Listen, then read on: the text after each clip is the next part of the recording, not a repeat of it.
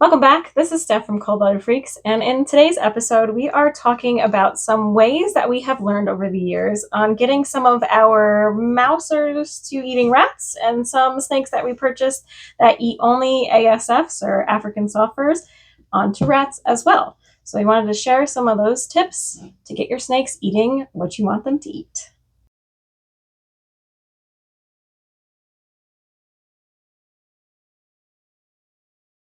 We are starting with our first and most common scenario, where you have a snake that will only eat mice and won't transition over to rats. So, one of my helpful hints is if you're able to acquire live mice and live rats, is getting both and keeping them in the same container for about half hour, maybe 45 minutes, maybe max an hour. But that rat will pick up the scent of the mice that is mixed in with. So in this case, you would be able to take that rat that has been in that container with those mice for the last half hour or so, take that and offer it to the snake. It may not work the first time, but give it a few tries, and I'm sure that snake will smell that mice scent on that rat and will eventually take it.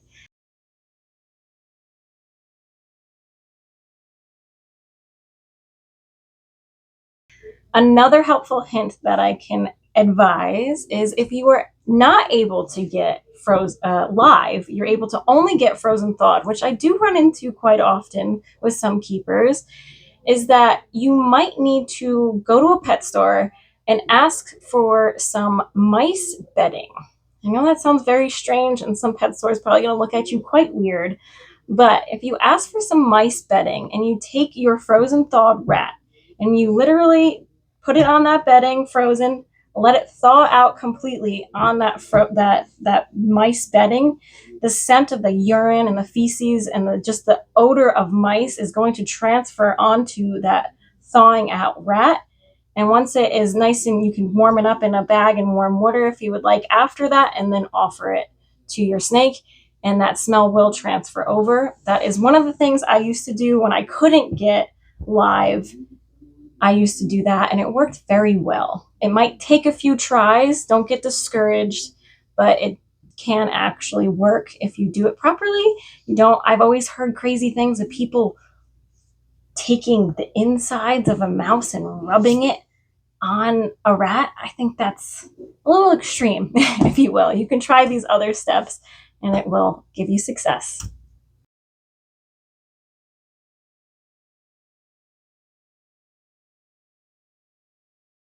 Another option that you have, which can be a little bit more tricky, you may need someone's help doing this, or you just might need very quick hands.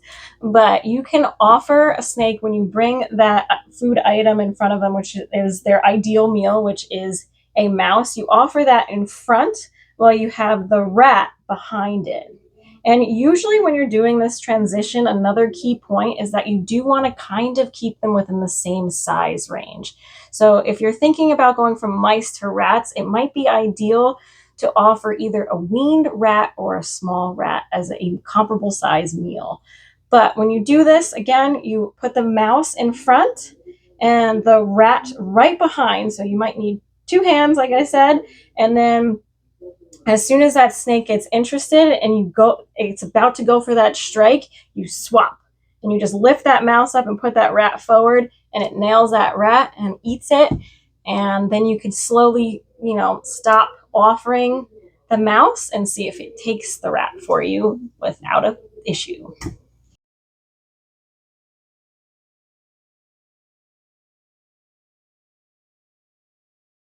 Moving on to another tricky scenario where I have been discouraged to buy ball pythons or snakes in general that are only eating African sulfurs or ASFs.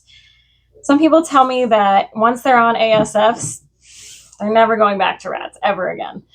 And from what I've seen, that's not true. I have gotten every single snake that has been an ASF eater onto rats, but with a very helpful friend, which would be this.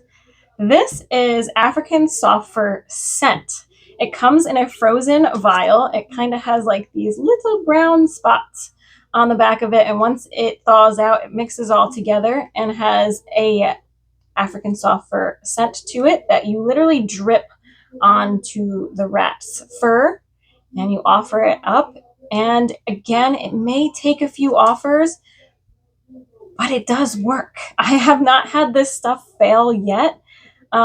We don't normally have to buy it because we're not normally buying ball pythons that do only eat African soft furs, but recently we did again.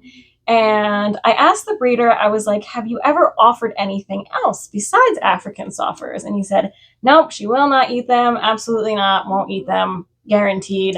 I was like, okay, I'm going to take the risk. I've done this before. I've done this a couple times. I know this stuff has worked in the past. I'm going to take the risk. I'm going to buy this female. I took the risk twice. I took 2 feedings with this stuff on it. And now she's eating rats like no problem. But again, you don't need a lot of this on the rat. A little bit goes a long way. And it stays in your freezer for a pretty long time. You can get it from Repti Links. It's pretty great stuff to have in your arsenal if you have that tricky ASF eater. I am not sure of the price off of the top of my head, but I will add that in this video now for you. Another quick tip too when you do buy this is don't get discouraged when you drip it on the rat and it wants to roll off. One of the most helpful hints that I have is that it actually does have a tip to it. You want to get it under the hair if you can, more or less on the skin of the animal instead of just on top of the coat, because the coat will actually beat it off pretty well. So if you can get it onto the skin under that hairline a little bit better of the rat, it seems to stay a lot better than just dripping it on. And then obviously make your point of contact that you're offering the rat. So say the first thing that comes at the rat is its butt or its face. Make that the high point of the smell, that scent zone that you're marking. Because if you put it on the back and you're offering it the front, it still may smell it, but you want that scent coming right at them so they can inhale that and be ready to eat. We are going to add the link in the description of this episode. We are not affiliated with them at all, but we are just trying to help you guys with some of the success that we have found with this stuff. I'm just hoping to spread that success to everybody else. We make no money off of this. But with that said, all of these techniques are not 100%. Over the years, these are what has worked for me. I am able to get live rodents very easily currently. That may change for me. If you're not able to get live animals, it does make it a little bit harder to transition your animals, in my opinion.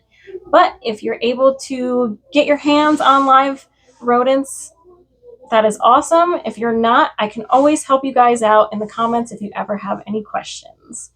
On a side note, I will be getting surgery tomorrow on my shoulder. So the next episode might be a voiceover. No promises, depends on how I am recovering. But I will absolutely keep you guys updated. You might see me in some weird sling situation. But if you guys have any nice, warm, helpful recovery tips for a shoulder, let me know in the comments. Don't forget to like and subscribe, and we'll see you next time.